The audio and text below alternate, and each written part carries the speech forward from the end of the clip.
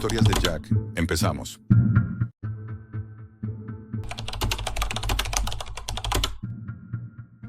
Si alguna vez encuentras una carpeta con tu nombre en la Deep Web, no la abras. Yo lo hice. Y desde entonces no duermo. Fui detective en la unidad de personas desaparecidas del condado de Clark, en Virginia. Me retiré hace 6 años, pero hay un caso que nunca he podido olvidar. Nunca lo resolvimos oficialmente. Nadie quiso hacerlo. Pero yo sé la verdad. Todo empezó en 2019, cuando desaparecieron 3 niños en menos de 2 semanas. Diferentes barrios, diferentes edades, sin relación aparente, sin testigos, sin huellas, como si se los hubiera tragado la tierra. El primero fue un niño de 7 años, Tyler. Volvía del colegio. Se bajó del autobús escolar a solo una manzana de su casa. Nunca llegó. El segundo fue una chica de 12, Samantha, desaparecida en pleno centro comercial.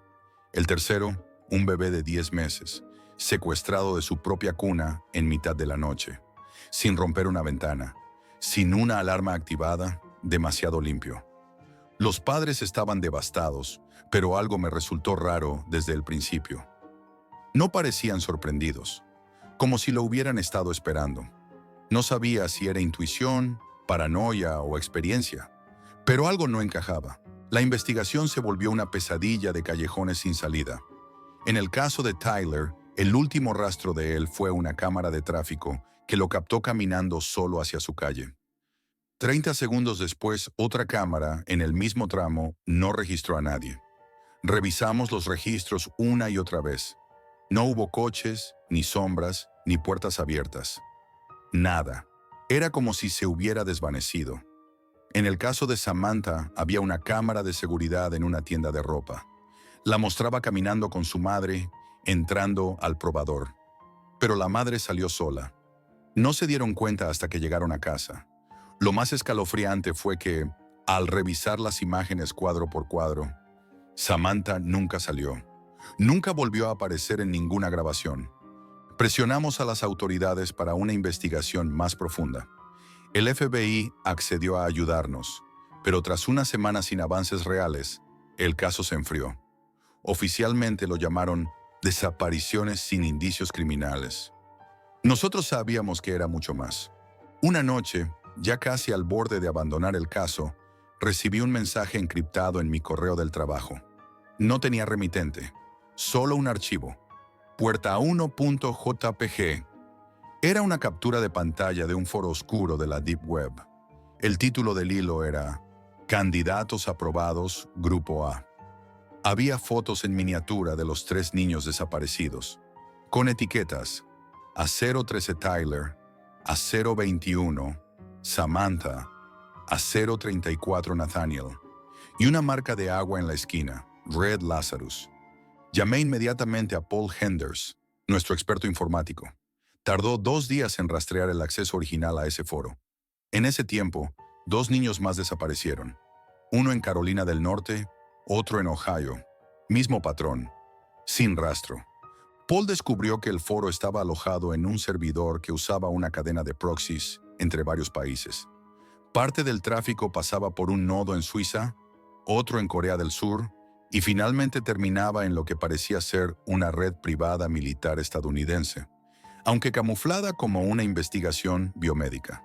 En la superficie era solo una página en blanco, pero con el acceso adecuado revelaba archivos ocultos.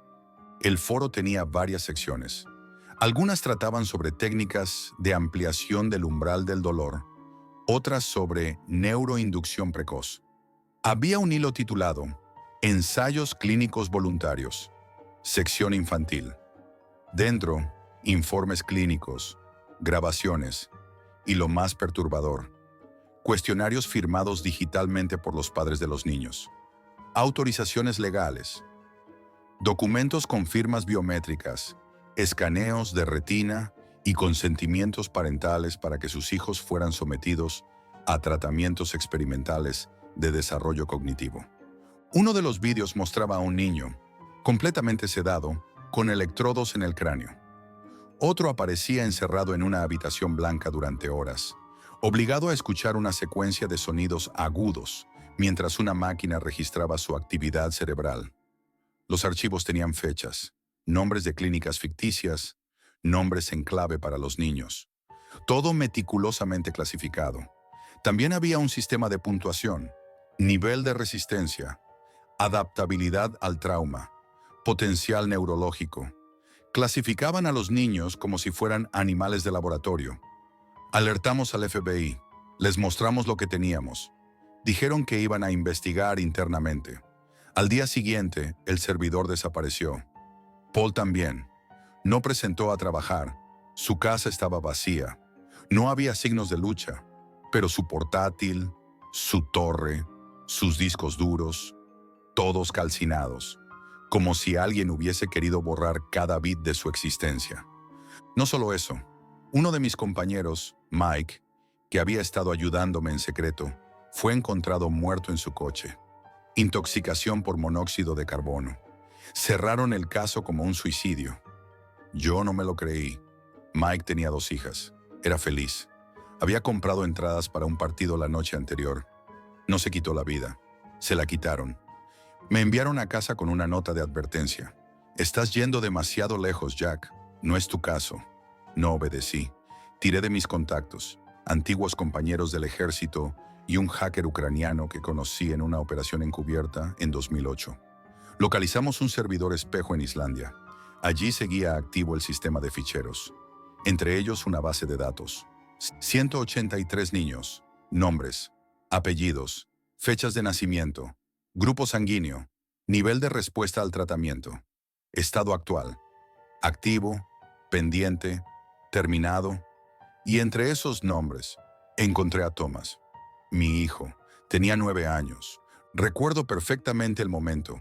Estaba solo, con la pantalla iluminando mi cara en la oscuridad de la habitación. Y ahí estaba, Thomas Monroe, 9 años, grupo B+, nivel de respuesta, alto, estado, activo. El corazón se me detuvo. Mi hijo llevaba 6 meses desaparecido. Me dijeron que probablemente se había perdido en el bosque, que quizá un animal salvaje lo atacó. Me dieron su mochila destrozada como prueba, pero yo sabía que eso era mentira. Nunca creí esa historia. Y ahora tenía pruebas. Estaba allí, en ese sistema de archivos maldito. Me puse en marcha de inmediato.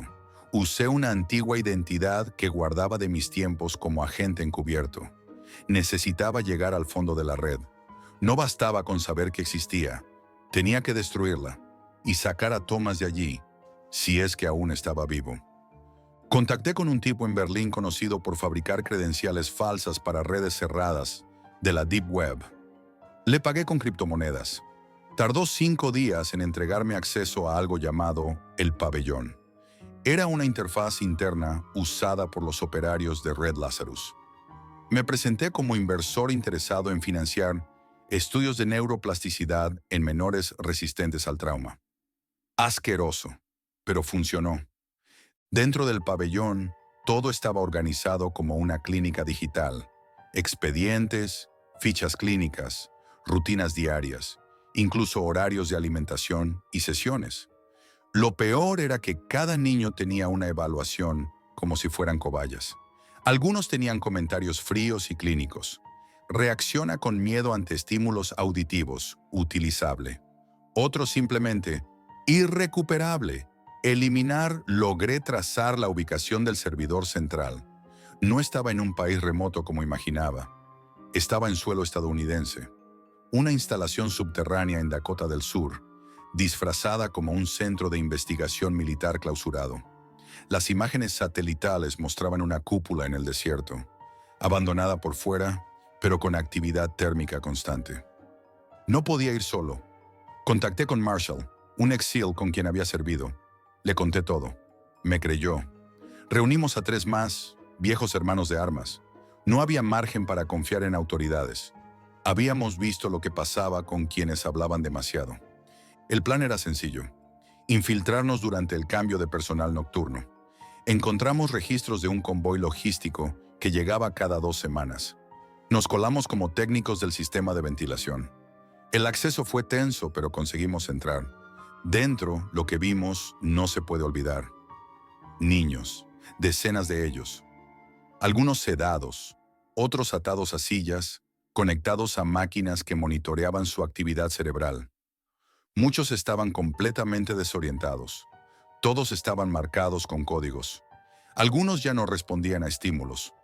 Otros estaban en estado catatónico. En una sala, encontramos una niña que repetía una sola palabra sin parar. Vuelve, vuelve, vuelve. La seguridad interna era mínima, no porque no lo esperaran, sino porque estaban seguros de que nadie encontraría ese lugar. Pero en los pisos inferiores, todo cambió. Allí estaban los sujetos clase A, niños que, según sus informes, mostraban alta resistencia, bajo apego emocional y buena recuperación física. Thomas era uno de ellos. Lo encontré en una sala individual, sin ventanas. Tenía tubos en el brazo, una cánula nasal y una pantalla que proyectaba patrones luminosos sobre su rostro. Su expresión era vacía, pero cuando pronuncié su nombre, parpadeó, lloró en silencio, me reconoció. No pudimos liberar a todos. Era imposible, pero conseguimos sacar a 12 niños, incluyendo a Thomas. Desactivamos los servidores, volamos los generadores. Todo el sistema se vino abajo. La salida fue un infierno. Nos persiguieron hasta la superficie. 2 de mis compañeros murieron. Dejamos a los niños bajo custodia de una organización médica en Canadá que colaboraba con víctimas de experimentación humana. Falsificaron nuevas identidades para ellos. Thomas y yo desaparecimos. Nunca volví a usar mi nombre verdadero. Red Lazarus no murió del todo. Sabemos que sigue ahí fuera, en alguna otra forma. Pero expusimos lo suficiente como para obligarlos a esconderse, a operar con más cuidado.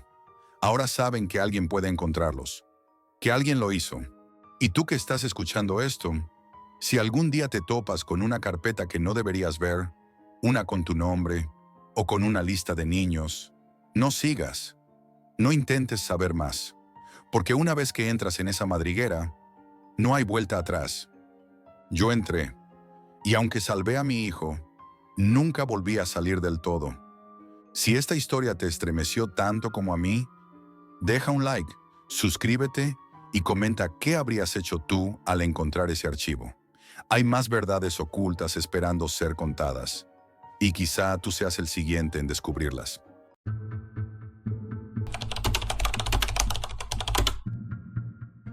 Lo que vi en la pantalla esa noche no era ilegal, era inhumano. Trabajo para la Sección de Seguridad Nacional de Chile, y esta será probablemente la última vez que alguien escuche mi voz. Mi labor consiste en rastrear amenazas internas, ciberataques, fugas, grupos extremistas, pero lo que encontramos en marzo no era una amenaza convencional, no era algo que pudiera arrestarse o incluso entenderse con lógica, era algo que simplemente no debería existir. Todo comenzó con una anomalía de tráfico digital.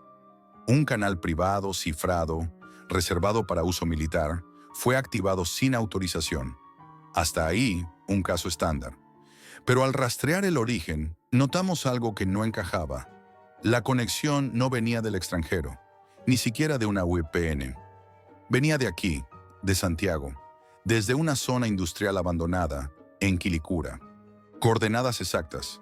Latitud precisa, pero en el terreno no había nada, salvo una bodega sin nombre, sin registro, sin historia. Accedimos con un equipo de 4 agentes. La estructura por fuera parecía olvidada. Muros con grietas, polvo, silencio absoluto. Sin embargo, dentro era distinto. No por lo que se veía, sino por lo que se sentía. El aire era más denso. Frío, como si no perteneciera a la superficie, como si alguien hubiera excavado hacia otro lugar y no hacia abajo. Al fondo, entre cajas vacías, había una compuerta metálica, sin cerradura, sin bisagras, solo una ranura ocular. Tecnología militar, no actual, antigua, de los años 90, aún activa. Uno de los nuestros, el técnico Vázquez, tenía autorización de nivel 5. Lo escanearon. La compuerta emitió un pitido y se abrió sin un solo crujido. Detrás, un ascensor con paneles gastados. Bajamos sin saber cuánto. No había números. Solo una sensación extraña en el estómago. Como si descendieras por algo más que tierra. 3 pisos más abajo, las puertas se abrieron. No a un sótano, sino a una especie de búnker. Revestido en metal, equipado con generadores, servidores y un sistema de refrigeración industrial. Estaba en funcionamiento. Todo estaba encendido, aunque no había rastro de vida humana. La sala tenía un único punto de control, una consola con teclado mecánico y una pantalla negra. Parpadeando en verde, aparecía una frase. ¿Deseas acceder a nivel 7?/N. Nos miramos. Nadie dijo nada. Nadie tenía que decirlo. Presioné la S. La pantalla estalló en actividad. Carpetas, códigos, accesos. Pero esto no era información robada. Era algo estructurado. Un sistema. Un orden oculto. Archivos con nombres como Proyecto Umbra, Origen Nodo 3, Gaia Incompleto. Y luego, en la carpeta marcada como local, encontramos uno que nos paralizó. Chile, Exposición Humana, Nodo Silencio.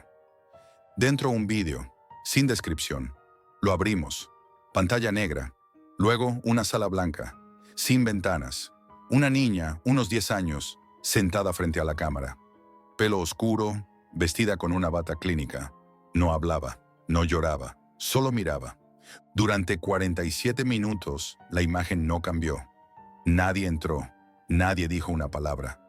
A los 43 minutos, la niña comenzó a sangrar por los ojos, sin mover un solo músculo. Luego, la cámara cayó y se apagó. Silencio total. Cuando el vídeo terminó, la consola mostró una nueva línea. Ciclo de observación completo, acceso concedido. Bienvenido al nodo. Los monitores alrededor empezaron a encenderse, uno a uno, como si algo hubiera despertado. Cada pantalla mostraba cámaras en vivo, desde distintos lugares. Pero no eran sitios comunes, eran habitaciones, clínicas, subterráneos, incluso lo que parecía ser un vagón sellado. En cada transmisión, una constante, personas encerradas, algunas dormidas, otras sentadas, hombres, mujeres, niños. Ninguno reaccionaba a las cámaras, ninguno pedía ayuda, como si no supieran que estaban siendo observados. O peor aún, como si llevaran tanto tiempo allí que ya no les importara. Uno de los agentes, Ramírez, intentó desconectar un servidor manualmente. Apenas tocó el cable, cayó de rodillas, luego al suelo. Muerte súbita. No había descarga ni golpe. Su rostro era inexpresivo, sin señales de lucha, solo apagado. No dijimos nada. No hubo necesidad de ordenar la retirada.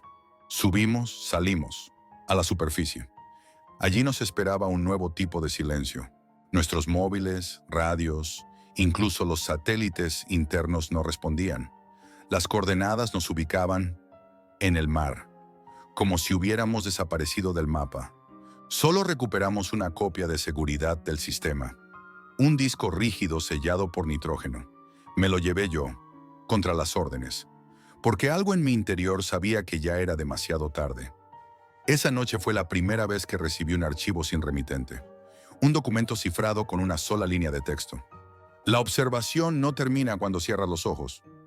Desde entonces, cada noche un nuevo archivo aparece.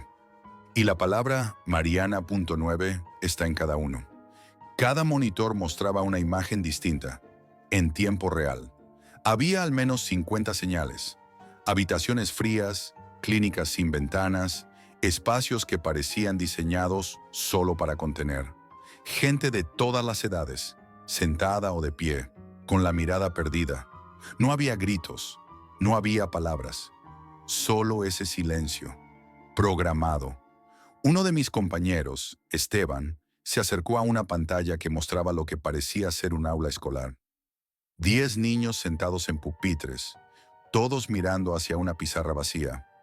Ninguno pestañeaba.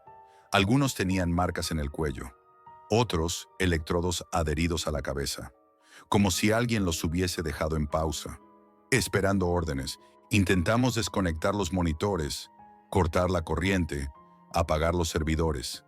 Pero en cuanto nos acercamos, el sistema comenzó a reaccionar. No con alarmas, con bloqueos internos. El teclado dejó de responder. Las pantallas cambiaron de contenido. En una de ellas apareció nuestro propio equipo. Vi nuestro ascenso en directo, nuestras caras congeladas en el monitor. Ramírez, el técnico que tocó el servidor antes, fue declarado muerto por paro cardíaco. Pero cuando revisamos la grabación térmica de su traje, su cuerpo perdió calor antes de desplomarse, como si su energía hubiera sido drenada de forma remota, como si algo hubiera absorbido su esencia a través del contacto con el sistema. Tuvimos que salir, y rápido. Subimos los 3 pisos en silencio. Nadie hablaba, nadie preguntaba nada.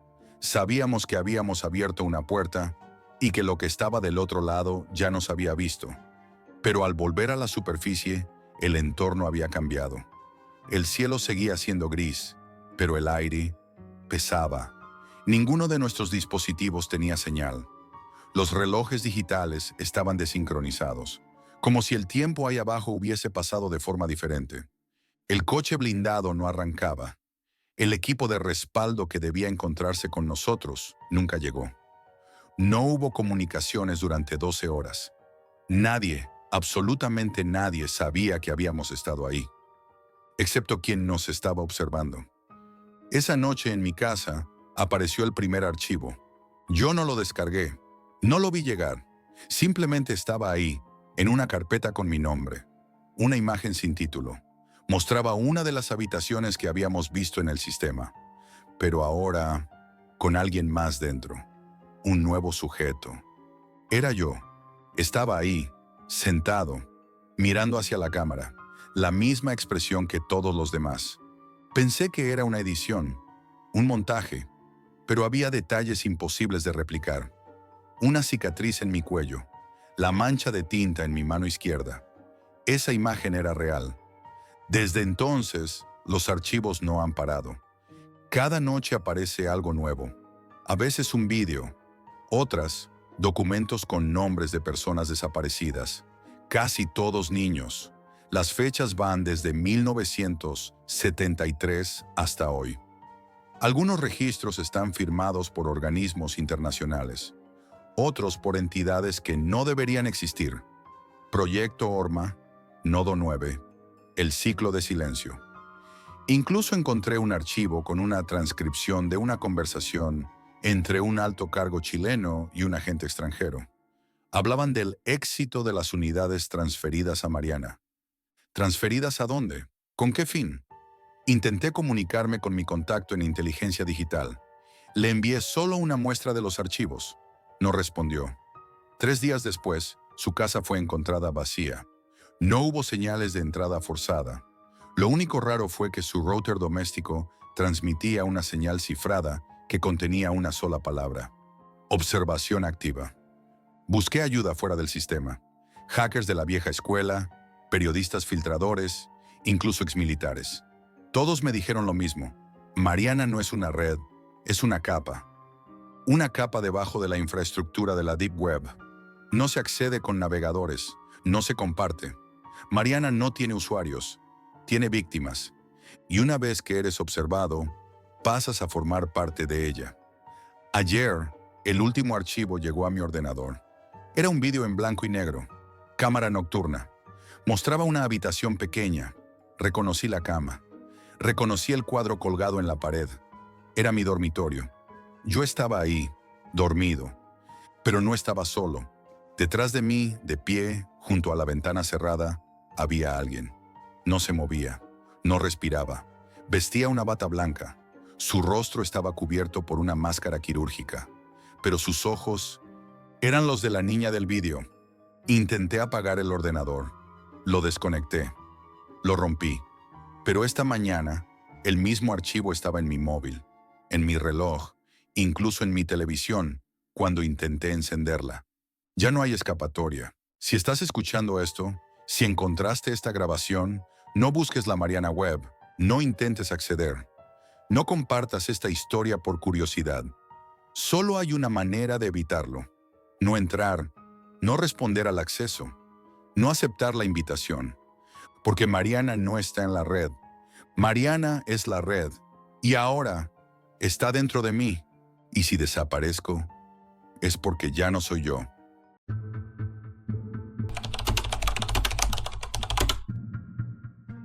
Si estás escuchando esto, es porque yo ya no puedo salir. Necesito que alguien me ayude. No sé si esta grabación llegará a alguien, pero tengo que intentarlo. Todo empezó hace 2 semanas, cuando, por simple curiosidad, decidí entrar en la Deep Web. Nunca fui un tipo especialmente valiente ni aventurero, pero había algo en lo prohibido que me llamaba la atención. No es que buscara emociones fuertes, sino que sentía un vacío, como si me faltara algo que no sabía explicar. En Internet, la Deep Web parecía un lugar donde nadie llegaba por accidente. Había leído historias sobre desapariciones, manipulaciones psicológicas, y aunque parecían exageradas, la idea de que existiera un mundo oculto, invisible para la mayoría, me atrapó. Al principio, mi exploración fue superficial, entrando en sitios oscuros con contenido inquietante, foros sin moderación, mercados ilegales, cosas de las que no quiero ni hablar. Pero entonces di con un foro que no se parecía a nada que hubiese visto antes. Se llamaba La Cámara. Ni siquiera un nombre completo, solo eso. No había enlaces visibles, ni videos, ni chats normales. Solo imágenes, símbolos y mensajes con frases extrañas que parecían acertijos. No sabía qué buscaba, pero algo en ese lugar me hizo quedarme. En La Cámara la gente no hablaba, sus mensajes parecían códigos o confesiones cifradas. Yo no entendía el sentido, pero sentía que me estaban observando. Durante horas me quedaba delante de la pantalla, intentando descifrar aquellos mensajes. Un día, un usuario apareció con un nombre que no olvidaré, Némesis. Sus mensajes no eran solo códigos, sino preguntas, casi personales. Empezó a dirigirse a mí, invitándome a participar en un experimento. Me prometió que entendería partes de mí que ni siquiera conocía. No fue una invitación amable, era un desafío. Me pidió que contestara preguntas que iban directas a mi mente. ¿Qué es lo que más odias de ti? ¿Cuál es el recuerdo que intentas enterrar? ¿Qué pensamiento te paraliza por las noches? Al principio pensé que era una broma. Contestaba con miedo y duda, pero con cada respuesta sentía cómo algo dentro de mí se agitaba, como si me estuvieran escudriñando, desmontando. La sensación de que alguien me leía la mente me consumía. Lo peor no fueron las preguntas, sino lo que vino después. A los pocos días empecé a notar que algo cambiaba en mi entorno. Por ejemplo, en la calle, sentía que me seguían, que alguien estaba justo detrás de mí, pero cuando me giraba no había nadie. Mi teléfono empezó a vibrar sin llamadas ni mensajes visibles. Me llegaban notificaciones de aplicaciones que ni siquiera tenía instaladas. A veces, al desbloquear el móvil, veía fotos que no había tomado. Imágenes borrosas de mi habitación, de mi calle, de mí mismo, dormido o distraído. Intenté contárselo a mis amigos, pero nadie me creía. Algunos dijeron que estaba paranoico, otros no contestaban. Fue como si, poco a poco, me fuera aislando del mundo. Y Némesis seguía allí, inmutable. Me pidió que subiera un video. No me dio detalles, solo que fuera algo que nadie debería ver. Sentí una presión enorme. No sabía qué hacer, pero la obsesión y la ansiedad me llevaron a grabar. Decidí grabar el sótano de mi casa. Era el único lugar donde, cuando niño, me sentía seguro. Un espacio oscuro, frío, lleno de cajas viejas y recuerdos enterrados. Mientras grababa, sentí que algo me observaba desde la penumbra, pero apreté el botón y envié el video. La respuesta fue inmediata y escalofriante. Némesis me dijo que había desbloqueado un nivel y que ahora debía revelar un secreto que jamás había contado. El miedo y la curiosidad me empujaron a escribirlo. Abrí una ventana de texto y empecé a narrar aquello que siempre guardé para mí. Mi culpa, mis errores, mis inseguridades. Pero no terminó ahí. Después llegaron fotos, miles. Fotos mías en lugares donde no recordaba haber estado, capturas tomadas desde el interior de mi casa, imágenes que mostraban movimientos en habitaciones vacías. Intenté borrar todo, cambiar mis contraseñas, desconectar el wifi, apagar el móvil, pero nada funcionaba. Era como si Némesis tuviera control absoluto sobre mí, mi vida, mi mente. Cada mensaje que recibía era una grabación de mi propia voz, repitiendo mis pensamientos más oscuros y mis dudas. Era como si alguien hubiera entrado en mi cabeza y estuviera grabando mis peores temores para torturarme. La línea entre lo real y lo imaginado empezó a desdibujarse. Ya no sabía si esas imágenes, esos mensajes, eran reales o producto de una mente agotada y desesperada. Pero lo peor fue la soledad. Nadie me ayudaba. Sentía que mi vida se desmoronaba mientras me adentraba más en aquel oscuro abismo digital. La paranoia no solo me consumía, sino que me aislaba de la realidad. A cada paso que daba, sentía que el mundo se cerraba sobre mí, como si todo girara en torno a Némesis y sus reglas retorcidas. Dormir se volvió imposible. Cada vez que cerraba los ojos aparecían esas imágenes borrosas y esos mensajes susurrantes que me desgarraban por dentro. La gente a mi alrededor cambió de forma inquietante. Mis amigos dejaron de contestar. A veces, cuando les preguntaba directamente, me respondían con evasivas, como si no quisieran involucrarse. Sentí que se apartaban de mí, como si les diera miedo que me pasara algo. En el trabajo, mis compañeros me miraban raro, y en la calle, los extraños me lanzaban miradas cargadas de sospecha o lástima. Todo mi mundo parecía volverse ajeno. Una noche, recibí un mensaje que aún me paraliza al recordarlo. Ve al parque donde jugabas de niño. La orden era clara y no admitía discusión. El parque estaba desierto, solo iluminado por farolas parpadeantes que arrojaban sombras amenazantes. Mi corazón latía con fuerza mientras caminaba hacia el roble viejo, aquel árbol que había sido mi refugio en la infancia. Allí, enterrada bajo las raíces, encontré una caja metálica oxidada. Dentro había una carta con mi letra, aunque jamás la había escrito. Palabras y confesiones de secretos que ni siquiera yo recordaba haber tenido tan claros. Miedos profundos que nunca había compartido. Era como si alguien hubiera vivido dentro de mí, anotando cada pensamiento, cada sentimiento. Volví a casa temblando, con la sensación de que alguien me observaba desde cada esquina. No dormí esa noche. Los días que siguieron fueron un descenso a un infierno sin salida. Némesis comenzó a exigir pruebas más personales y duras. No solo secretos, sino actos. Pequeños retos que me sacaban de mi zona segura y me obligaban a enfrentarme a la gente que conocía o a realizar acciones que iban en contra de mi moral. Me pidió que llamara a un número desconocido y mintiera con una historia absurda. Lo hice. Me pidió que dejara un paquete anónimo en la puerta de un vecino. También obedecí. Poco a poco, mi mente se acostumbraba al miedo, a la sumisión, pero el dolor interno crecía. Una vez me exigió que no hablara con mi familia durante 24 horas. Me sentí culpable, pero lo hice. Al día siguiente, recibí un audio donde escuchaba a mi madre llorando, rogando que volviera a hablar con ella. Sentí que mi alma se partía en dos. La línea entre lo real y lo imaginado se difuminaba. Me preguntaba si yo mismo estaba perdiendo la cabeza. Los mensajes de Némesis se volvieron más intensos, casi sádicos. Grabaciones de mi voz, susurrando confesiones que jamás dije en voz alta. Fotos mías tomadas desde ángulos imposibles. Y videos que mostraban momentos que no recordaba haber vivido. Una noche desperté con un grito ahogado. La habitación estaba fría y en la pantalla de mi móvil aparecía un mensaje que decía: «Tu mente es un laberinto del que nunca escaparás». Sentí que todo mi ser se derrumbaba. Intenté luchar. Respondí a Némesis con insultos, amenazas, tratando de recuperar el control. Pero la respuesta fue un silencio absoluto, un vacío que me consumió. Horas después llegó el último mensaje, que fue como una sentencia de muerte para mi cordura.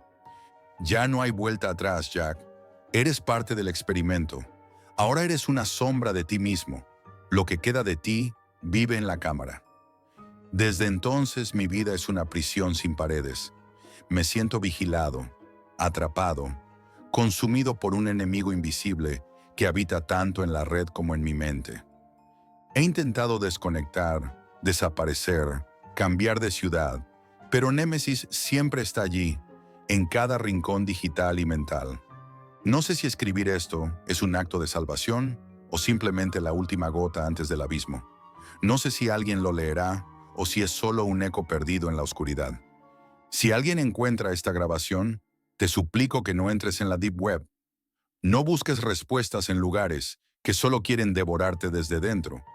Si estás escuchando esto, es porque yo ya no puedo salir.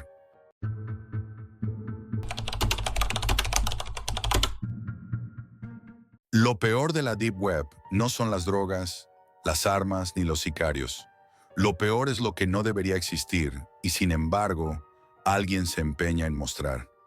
No soy ningún héroe, tampoco un hacker profesional ni un valiente buscador de fantasmas. Solo era, o soy, un tipo con demasiada curiosidad y muy pocas ganas de vivir como el resto. Todo empezó una noche cualquiera, a eso de las 2 de la mañana. Estaba en mi cuarto con la luz apagada y solo la pantalla iluminando mi cara. Me había metido en uno de esos foros profundos, donde se hablan cosas que no aparecen en Reddit ni en YouTube. Sección Topografía Fantasma. Un usuario con un nombre generado aleatoriamente, BGR-58NN, publicó un hilo titulado Lugares que no existen en Google Maps. No tenía imagen de perfil. No respondió a nadie. Solo escribió: coordenadas encontradas, entrada física confirmada. No están en ningún mapa superficial. Precaución máxima. Contenido no autorizado. Latitud 43.0087. Longitud -5.69. 1.2. Se requiere acceso mediante canal Deep Layer 7. Registro visual prohibido. No apto para reproducción. Y debajo de eso, una foto pixelada, oscura. Apenas se distinguía una forma, como una estructura de piedra o una ruina, difusa, artificialmente borrosa. Volví al hilo 5 minutos después y ya no estaba. No es que lo hubiesen cerrado. Había desaparecido, incluso de la caché. Como buen paranoico, ya había hecho captura de pantalla, y esa noche no pude dormir. Pasé los siguientes días buscando esa localización exacta. El punto correspondía a una zona montañosa al norte de España, entre Asturias y León. Nada marcado en los mapas. Terreno salvaje, sin cobertura, sin carreteras cercanas. Me metí más a fondo en la Deep Web usando Tor, con un nodo que accedía a una red oculta que no conocía, Paxum Layer 7. Allí encontré una réplica de aquel mapa, pero con detalles inquietantes. Pequeños puntos marcados como zona roja, alteración geográfica no natural, frecuencia anómala, y ese lugar exacto tenía un nombre: Escalón Engraved 3. La traducción automática lo ponía como Escalón Grabado 3. Lo peor era que los dos anteriores parecían ya eliminados del sistema. Había algo en ese nombre que me revolvía el estómago, como si lo hubiera escuchado antes, en sueños o en alguna parte enterrada de la memoria. Me decidí, preparé lo justo: cámara GoPro, linterna UV, batería solar, una tienda de campaña pequeña, mi viejo dron y algo de comida enlatada. El canal no tenía muchas visitas, pero si esto salía bien, sería mi vídeo más visto. O eso creía.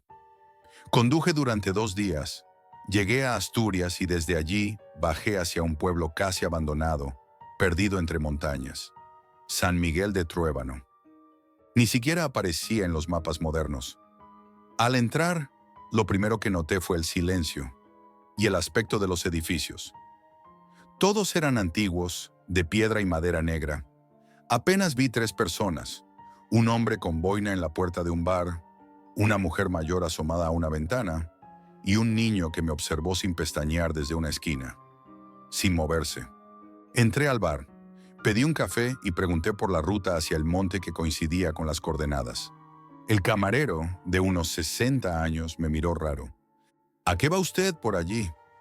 Trabajo en cartografía, busco estructuras antiguas, mentí. No hay nada que buscar, solo piedra y niebla. Me insistió en que esa zona era inestable. que muchos se perdían, que los animales ni se acercaban. Antes de salir, un anciano que bebía vino en la esquina me llamó con un gesto. «Vas a las coordenadas, ¿verdad?». No supe qué responder. Él se inclinó y dijo algo que todavía me suena en la cabeza. «Allí no se va. Allí no queda nadie cuerdo». La noche la pasé acampado fuera del pueblo. No dormí bien. Soñé con estática, con voces que no entendía y una puerta que no se abría. Me desperté sobresaltado y al mirar el reloj eran las 3:33 de la madrugada. Exactas. El dron, encendido solo, giraba sus hélices despacio. Yo no lo había tocado. A las 7 empecé la caminata. No había caminos, solo un rastro viejo entre árboles retorcidos. Parecían crecer en dirección contraria a la luz. El aire olía a humedad, pero también a algo más, como metal oxidado y lejía. Caminé 2 horas hasta que el GPS empezó a marcar errores. Las coordenadas bailaban.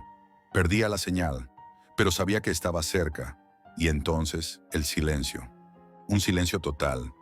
Sin pájaros, sin viento, ni siquiera el zumbido de insectos, solo el sonido de mis pasos y mi respiración. Y ahí lo vi. Una estructura de piedra cubierta de musgo, sin ventanas, sin puertas. Una especie de ermita deformada, asimétrica, como si alguien la hubiera construido sin entender del todo cómo funciona el espacio. Saqué la cámara, grabé, todo parecía normal. Lancé el dron para obtener una vista aérea. Subió bien, transmitía correctamente, pero en el monitor no aparecía la estructura. Solo árboles, vacío. Miré a la ermita. Estaba ahí. Miré la pantalla. Nada. Y entonces, una explosión de pitido en mis auriculares.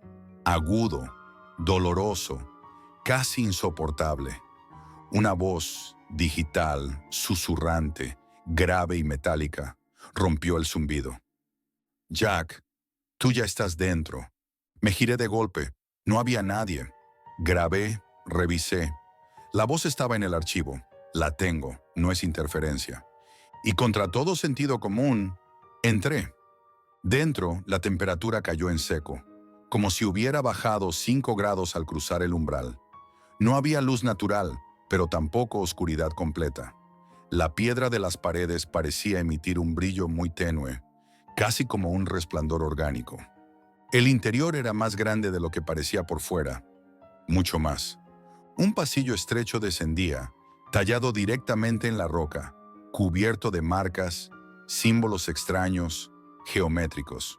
Algunos parecían letras deformadas, otros, cicatrices.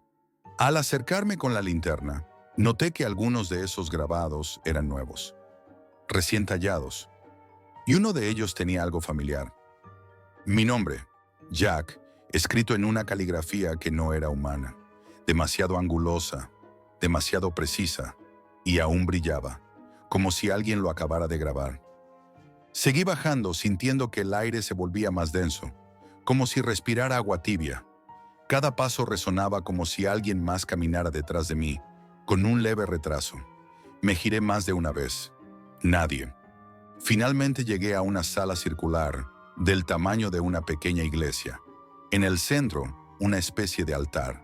Y alrededor, pantallas. Antiguas, monitores CRT, tubos catódicos, conectados por cables que parecían venas metálicas incrustadas en la piedra. Casi todas estaban apagadas, excepto una. Me acerqué, y en ella me vi a mí mismo. Pero no era yo, era otra versión. Mi cuerpo, sí, mi ropa, mi mochila. Pero los ojos en blanco, completamente, y una sonrisa amplia, antinatural, como si se hubieran cosido los extremos de mi boca hacia arriba. Y lo peor es que la imagen estaba en directo, en tiempo real. Parpadeé. El otro yo no parpadeó.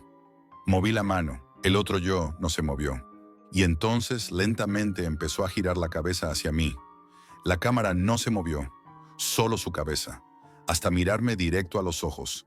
Apagué la linterna por instinto. Quería dejar de ver eso, pero al hacerlo, noté que la habitación no quedó completamente a oscuras. Había una luz roja parpadeando al fondo, Y algo más, una puerta metálica abierta que antes no estaba. No escuché ningún mecanismo, simplemente estaba abierta. Crucé el umbral y me encontré en un túnel más estrecho, cubierto por completo de espejos sucios. Pero esos espejos no devolvían mi reflejo. Mostraban otros momentos, otras versiones de mí mismo. En uno, aparecía muerto. En otro, de niño, llorando en una habitación que no recuerdo. En otro, estaba frente al ordenador, en el foro, ahora, mirándome. Al fondo del túnel, una cámara colgaba del techo. Giraba lentamente hacia mí, sin cables, sin batería, encendida. Un pequeño altavoz a su lado se activó. Registro visual 3, completado. Y luego una voz familiar, demasiado familiar. Era mi voz, pero distorsionada. Gracias, Jack. Has restaurado el punto. Ahora hay línea. Empecé a correr. El pasillo parecía alargarse. Las paredes se movían. No corría sobre roca, corría sobre algo blando, como piel seca. Y los espejos gritaban. No lo soñé, gritaban. Volví a la sala circular. Todas las pantallas estaban encendidas ahora. Y todas mostraban otras personas, exploradores, gente como yo, perdidos, atrapados. Uno de ellos me miró directamente desde la pantalla y susurró algo que se grabó en el audio sin que yo lo oyera en directo. Tú abriste el ciclo, no era tu turno. Y entonces, algo que jamás podré olvidar. Una de las pantallas se apagó y apareció otra, con mi habitación, ahora, vacía, la cámara encendida, el escritorio igual, y en la silla, alguien sentado, de espaldas, pero con mi misma ropa. No recuerdo bien cómo salí. Solo sé que desperté a varios kilómetros del lugar, tumbado al borde de una carretera rural, sin mochila, sin cámara, sin móvil. Solo tenía las llaves del coche y la cartera. Volví al pueblo, pero el bar estaba cerrado. No había nadie, ni rastro de las casas. Era como un decorado vacío, ni siquiera señal. Regresé a casa, tarde, de noche. Comprobé los archivos en la nube. Solo había un vídeo. Duración 00137. El resto, eliminado. Lo abrí. Al principio, solo oscuridad. Luego, una imagen de mí, mirándome directamente, sonriente, con los ojos en blanco. Y justo antes de acabar, una frase en audio comprimido. Faltan 3, faltan 3, faltan 3. Hace una semana me llegó un correo sin asunto, solo un archivo adjunto, con nombre extraño. Escalón en gravedad B204. Map dentro, otra imagen, otro punto. Nuevas coordenadas, otro lugar. Y aunque me aterra admitirlo, ya he reservado el viaje. Y si estás escuchando esto, es porque tú también ya estás dentro.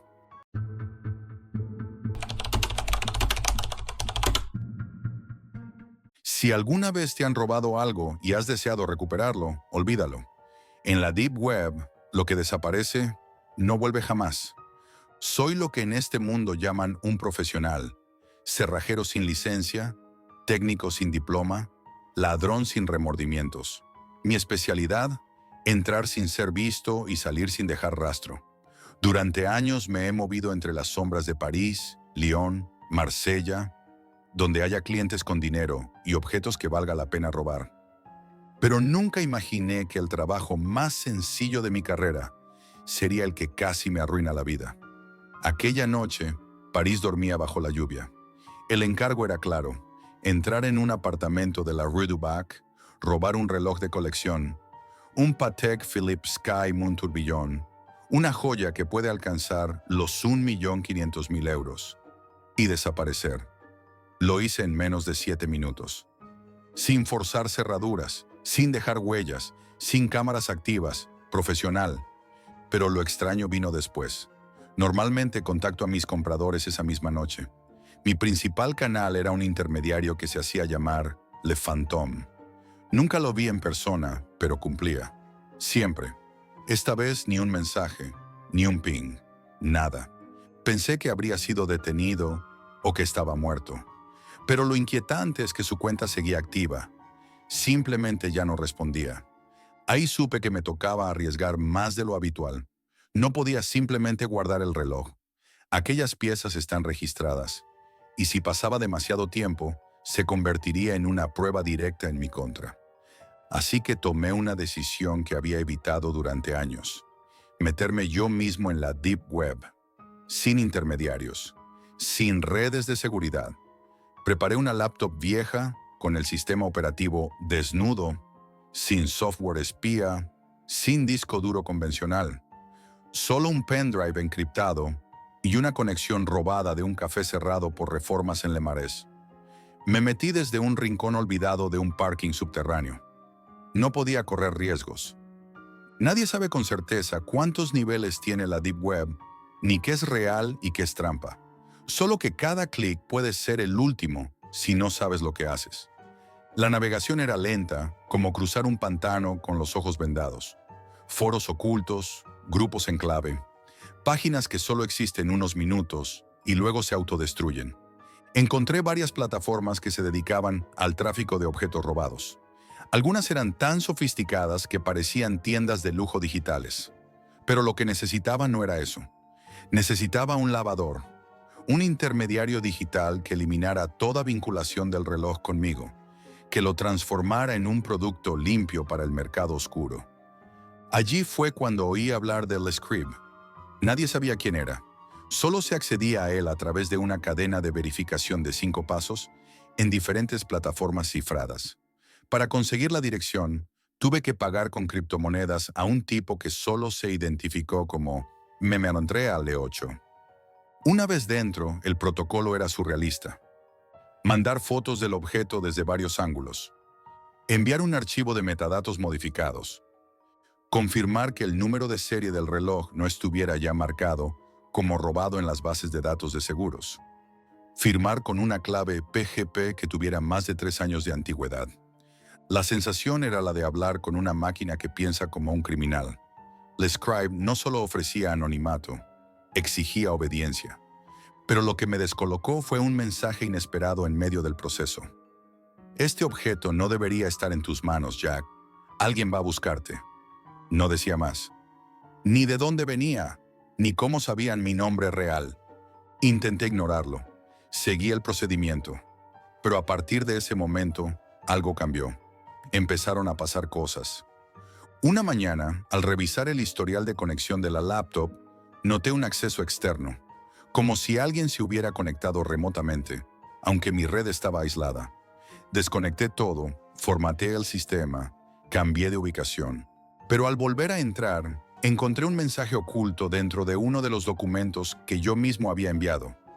Tu ubicación no es tan segura como crees. La paranoia me abrazó como un veneno lento. Fui a un locutorio abandonado de Belleville para conectarme desde una IP distinta. Alguien había activado el micrófono de la laptop en remoto.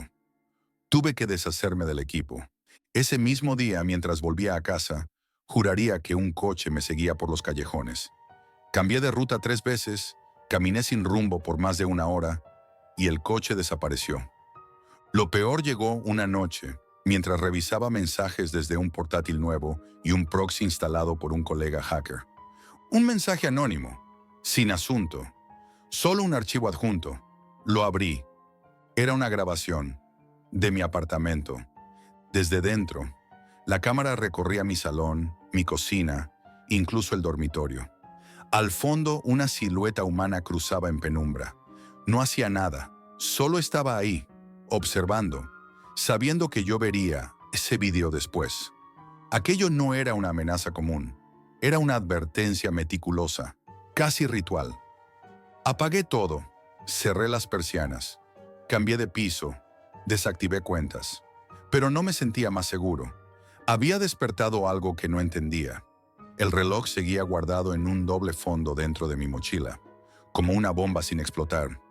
Y cada minuto que pasaba, la idea de venderlo por mi cuenta dejaba de parecer una jugada arriesgada para convertirse en una sentencia de muerte. Lo peor de la Deep Web no son los criminales que venden drogas o armas. Lo peor es descubrir que hay niveles a los que nunca debiste haber bajado. Niveles donde ya no se comercia con objetos, sino con vidas. Después del vídeo, todo cambió. La grabación de mi apartamento, esa sombra caminando entre mis cosas, no era una amenaza. Era una declaración de poder, de control. Ya no estaba operando como ladrón. Ahora era la presa. Y ni siquiera sabía quién sostenía la escopeta. Decidí desaparecer. Me mudé a una habitación de mala muerte en las afueras de Saint-Denis, pagada en efectivo, sin documentos. Me afeité la cabeza, cambié la ropa, el acento, hasta la forma de caminar. Pero seguía sintiendo esa presión constante en la nuca, como si alguien me observara a través de 1000 ojos digitales. Pasaron 2 días en silencio. El reloj seguía en mi poder. Lo había envuelto en plomo, aislado dentro de un termo antiguo, enterrado bajo un cobertizo abandonado. Pero no servía de nada. Sabía que el problema no era el objeto, sino lo que ese objeto representaba. Empecé a investigar, profundamente. Resulta que el reloj que robé no era simplemente una pieza cara. Había pertenecido a Didier Rochefort, un exdiplomático francés vinculado a empresas de inteligencia privada. Había estado en reuniones con oligarcas rusos, en contratos oscuros con gobiernos africanos y vinculado, según algunos foros, a un programa clandestino de espionaje industrial europeo. Aparentemente, el reloj contenía un sistema de micrograbación oculto en la tapa trasera. Tecnología militar miniaturizada. ¿Cuándo? ¿Cómo? ¿Por qué? Nadie lo sabía con certeza, pero algunos decían que Rochefort usaba ese reloj para grabar conversaciones con inversores, políticos, jueces, y yo, un ladrón cualquiera, lo había sacado de su círculo sin saberlo. Intenté volver a contactar al scribe. Necesitaba deshacerme de todo, desaparecer. Pero su sitio había caído, cerrado. Operación finalizada. Protocolo de seguridad activo. Solo eso. Recibí un mensaje cifrado en la Darknet, desde un canal que yo no había usado. Contenía una sola frase: entrega el dispositivo, nadie más tiene que morir. ¿Nadie más? ¿Quién había muerto? Ese mismo día, supe lo de la Phantom. Encontraron su cuerpo flotando en el Sena, sin ojos, sin lengua. Las noticias oficiales hablaron de ajuste de cuentas entre criminales, pero yo sabía que era un mensaje. La paranoia dio paso al terror real. Comencé a recibir llamadas desde números privados. Solo duraban unos segundos. Nadie hablaba, pero sabía que me estaban triangulando. Me movía cada 6 horas. Dormía en trenes nocturnos. Usaba ropa desechable. Una noche, mientras dormía en un vagón vacío, me despertó un zumbido. Mi móvil, que creía apagado, estaba encendido. La cámara frontal también. Tiré el móvil por la ventana, bajé en la siguiente estación y no volví a usar ningún dispositivo con batería durante días. Pero el daño ya estaba hecho. En un foro oculto al que solo se accede con verificación biométrica grabada previamente, algo que no debería ser posible sin traición interna, me contactó alguien bajo el nombre de Archiviste 13. Me ofreció una salida, una única transacción. Entregaría el reloj en persona, en un antiguo observatorio abandonado al sur de Toulouse. A cambio, desaparecería del radar. Nueva identidad, nuevos documentos, protección. Acepté. Pero 2 días antes del encuentro, alguien irrumpió en el hotel donde me alojaba bajo otro nombre. 3 habitaciones más abajo, un tipo fue apuñalado por error. Nunca lo identificaron. Se parecía mucho a mí. La policía no encontró testigos. Ningún vídeo. Ningún ruido. Ya no era un ladrón en problemas. Era una pieza en medio de una guerra fría digital entre entidades que operaban más allá del Estado, de las leyes, de lo comprensible. El reloj se había convertido en un tótem, una prueba, una llave. Pero yo solo quería vivir. Al final tomé la única decisión racional: destruirlo. Volví al cobertizo, desenterré el termo, abrí la caja. Era precioso, frío, brillante. La esfera giraba como si supiera algo que yo no. Le arranqué la tapa trasera con un destornillador. Encontré el microdispositivo. delgado como una uña, con un LED que aún parpadeaba muy levemente. Lo trituré todo, en un viejo taller de chatarra, donde las máquinas no hacen preguntas. Desde entonces he vivido bajo al menos 4 identidades distintas. Trabajo por horas en puertos y fábricas. Duermo poco. No tengo teléfono. No uso tarjetas. Pero aún recibo señales. Un sobre vacío en un buzón de alquiler. Un mensaje en una pared. Siempre estás conectado. Y a veces cuando paso frente a una cámara de seguridad de un supermercado o una estación, su luz parpadea, aunque no debería. Ellos siguen ahí, esperando que vuelva a cometer un error. La Deep Web no es un lugar, es un estado mental, un agujero donde las reglas cambian, donde el valor de un objeto puede pesar más que una vida, donde cada dato, cada imagen, cada código puede significar una guerra silenciosa. Y si entras por la razón equivocada, como hice yo, no saldrás entero. Así que escúchame bien, no todo lo que puedes vender merece ser vendido, y no todo lo que puedes robar debería ser tocado, porque hay cosas que no se compran con dinero, se compran con sangre. Esto es todo por hoy, amigos, y recuerden, la realidad siempre supera a la ficción.